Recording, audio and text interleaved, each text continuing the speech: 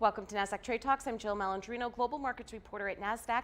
Joining me at the market site in Times Square, New York City, we have Chris Englebert with Englebert Investment Advisors. Chris, it's great to have you with me as always, and I'm really glad that we have you in here today, Friday, March 13th, Friday the 13th, and what a March it has been. As an investment advisor, you have your own firm, you have your book of clients. I mean, how are you dealing with clients in a market panic? Well, and Jill, you're exactly right. This is literally a market panic. So Thursday, March 12th, we saw numbers that I've been doing this for 37 years that I've never seen before. One of the benefits, obviously, of dealing with a seasoned advisor like myself is that I've been through 1987, I've been through 9/11, I've been through 2008. This felt like those periods of time. And as difficult as it is with the news cycle to focus on it, you have to focus on what's going on, right, because it is important. But you also have to understand that there literally is a panic going on at this particular time. All right, and I want to pull up actually your first slide here because you have a couple of bullets that you look through. What do they have in common? What are you dealing with on a psychological perspective? What's your asset allocation like? And as you had said, 37 years in the business. We have a generation of younger advisors, younger traders, younger money managers who have not really seen a very volatile market. Yeah, you're exactly right, Jill. And so one of the things that's been happening is that we are now in the pure psychological side of the business where PE doesn't matter, valuations don't matter. It's literally get me out at any cost. And Thursday, March 12th, that's exactly what it felt like. For example, in the morning, I was selling some tax-free bonds, very good bids to raise some cash, to be able to buy equities at a future date. And the first couple of trades were very well, but then all of a sudden you saw the dealers starting to pull the bids back. And one of the things that I really think that the retail investor has to focus on is the asset allocation. Many of your younger advisors have seen this great, dramatic bull market that we've been in, and I think what's happened is that they've gotten many of their clients a little bit over allocated to equities. We were fielding calls the last 2 days, and I had to point out to people, you're 50% stocks, 50% bonds, or you're 30% stocks, 70% bonds. Mm-hmm. Whatever the market's doing and whatever the number is that they show on the screen as far as percentage-wise, that's not what you are down at this particular time. Well, and that's a very good point to make because and what's very different than when we had 9/11, when we had SARS in 2003, everybody's on multiple social media platforms. So there's online media all over the place, and you're just constantly infiltrated with headlines. And I think part of that is the psychological panic as well. Yeah, you're absolutely right. And that's where we are right now, where, again, like we said, we're trading on a psychological panic. And so what happens is literally within a 5-day trading period of time, you go from extreme fear to extreme euphoria. Markets down 2,000 points, markets up 1,000 points.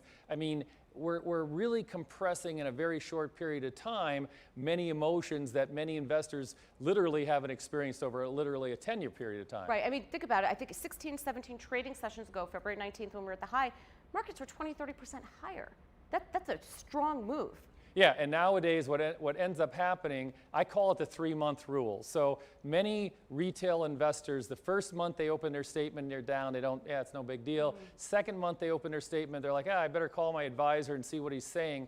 This is going to be the third month, depending upon what happens in the next week, where they're going to be down. And typically when you have 3 months down in a row, people start to panic. Now, what's even more troublesome is everybody has an app on their phone where they can pull up their account and literally intraday see swings of $20,000 or $50,000. So again, we're in the psychological aspect of the market. Mm-hmm. It's extremely difficult to deal with. I mean, literally as an investment professional, I'm sitting there and I'm seeing these numbers, and it has a psychological impact on advisors as well. All right, let's take a look at your next slide here, because this is a positive part of the conversation, being in front of it, being proactive, teaching your clients so that they can be prepared for this. Let's go through some of these bullets. Yeah, one of the things that, again, we have to re-educate clients on asset allocation, because when the market was going straight up like it was last year, I could tell you started to get older clients that are saying, hey, maybe I should have more money in equities, maybe I should have more money in equities, and we, again, have to re-educate them and say,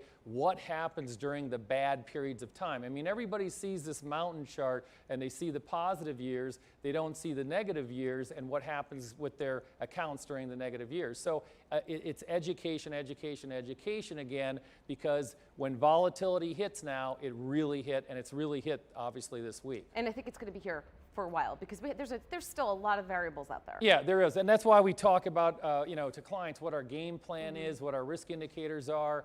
Our risk indicators are more compressed than they were in December of 2018. So what we're talking to clients about is that this isn't going to be a recovery that necessarily snaps back in a week or a month. Wives, husbands, fathers, mothers aren't going to be jumping on planes, going to conferences. So we expect it to take a longer period of time. But by the same token, we're seeing numbers and valuations. I mean, I'm trying to point out to people that, last year at this time when the market really began to take off, we now, this year, have interest rates lower and energy prices lower than they were last year. So the other thing that I want to point out, and when we get to the charts, we'll show it again, is that typically when you have a sharp move down, you have some type of relief rally followed by another low. And whether we take out that low or not remains to be seen, but I've had conversations today already with clients going, hey, when are we going to put this money to work? And I'm like, not quite yet. You will be able to see when the risk starts coming down. And obviously one of the things we haven't really talked about is the VIX. We're seeing historic panic in the VIX, levels that we literally have not seen in 30 years. All right, let's take a look at our first chart here. Of course, we'll start with the S&P 500, get a view of the broader market here. Yeah, and I mean, there's a lot of technical... I mean, look at that, 30% up and then... Yeah. Tremendous technical damage obviously has been done. We're below the 200-day moving average, which everybody will tell you bad things happen below the 200-day, and they have. But it's important to note that we did not take out the December 2018 low. We think that's extremely important from that standpoint. Again, all eyes are going to be on the next rally that we have. We could literally, we're down 29% from the all-time highs. It would not be unconscionable to have a 15% rally in the context of a decline like we have. That rally is really going to tell you where the strengths and weaknesses are going to be for the rest of the year. Right, and what's that old saying? Don't trust a bear rally? Right, Like you were saying before, we'll go down, up a bit, and then a little bit more of a flush. All right, let's move along to our next chart here, taking a look at the Nasdaq 100, which has been the relative outperformer. Yeah, it's been the relative outperformer, and we actually believe, and you and I talked about this last summer when there was this whole shift, and it looked like value was going to come back, and unfortunately, the value stocks in this latest decline, the banks, the energy companies, really got slammed. We're looking at the Nasdaq, and from a relative strength standpoint, it is still leading. And if you think about it, if you think about companies that are going to be impacted by corporate shutdowns or work from home, the software industry, most of those people work from home already. Right. So it's really not going to have, we believe, the impact. But again, we don't want to count out the large cap growth. It still is showing the relative strength. Yeah, I mean, does Microsoft have to be down as much as it is, right? And plus, well, also in the Nasdaq 100, you don't have financials in there, and there's not that much energy in there, which of course are two, underperformers. Right. Yeah. Yeah. And so we're looking at this saying that here's some opportunity here going forward, and we have clients in this particular area, and some of these large cap tech stock, the markets went down 30%, they've gone down 35, 40%, but again, they're higher beta, higher volatility. They will obviously perform much better on any type of rebound that we have. How about the Russell 2000? This is still another index. This has not really been able to get out of its own way for quite some time. Yeah, so the story here, we've talked about it for the last year. It's been a large cap growth, large cap tech rally, and you can see there's really been a massacre in the small mid cap area. However, I would like to point out the fact that we took out our 2018 low here with the Russell. One of the things that's happening is the Russell's dominated by highly leveraged companies, smaller companies. They don't have quite the access to capital. So you're seeing a tremendous decline in the Russell 2000.